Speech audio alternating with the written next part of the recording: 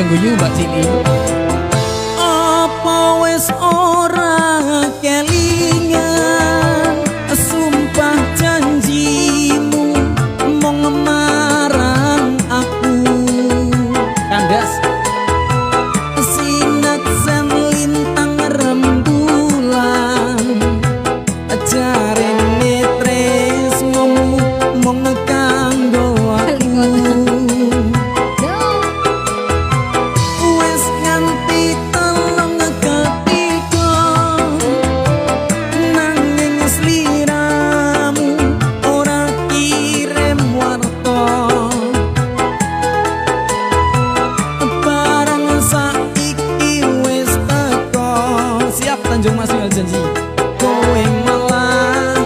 gandeng priya liya ora nyono ora ngira kowe medhot taline asmara anjir. tresnoku kang tulus suci Mas Gondrong matur nuwun ora mbok jaga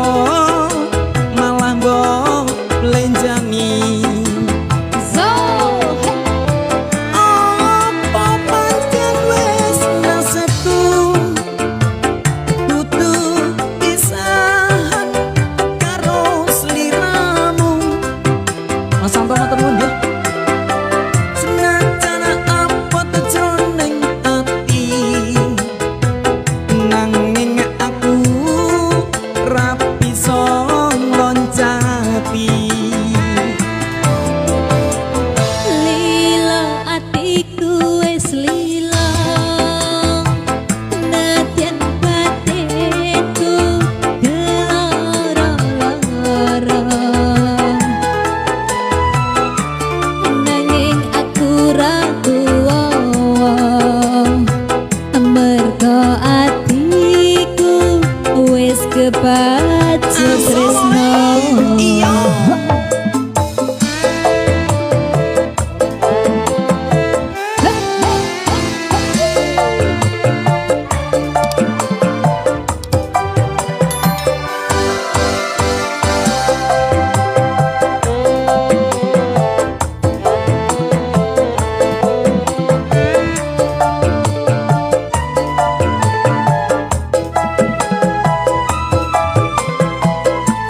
Ayo goyang Mas Bebe bilang wong itu apa wis ora kelingan sewu masalah sumpah janjimu emong marang aku sinek selintang rembulan masalah ini hari apa ya jarene tresnomu mong kanggo aku masalah luar biasa nih wis nganti telung ketiga nanging sliramu ora kirim warta ser-ser lagi polo apa sing ilang yuk terima kasih barang saiki wis teko kowe malah gandeng priya liya alhamdulillah rabbil alamin matur nuwun nggih ora nyono ora ngira kowe medhot taline asmara tresnoku kang tulus suci ora mbok jaga malah mbok lenjani apa pancen wis nasibku kudu pisahan karo sliramu senajan apa jroning ati Mas Ri Gondrong nanging aku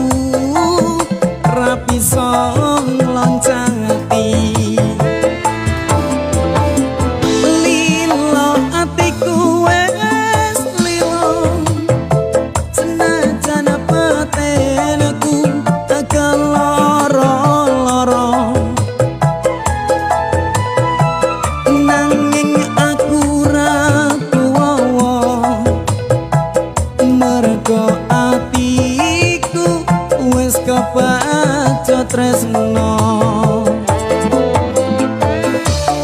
Habis ini langsung stasiun balapan Bolo.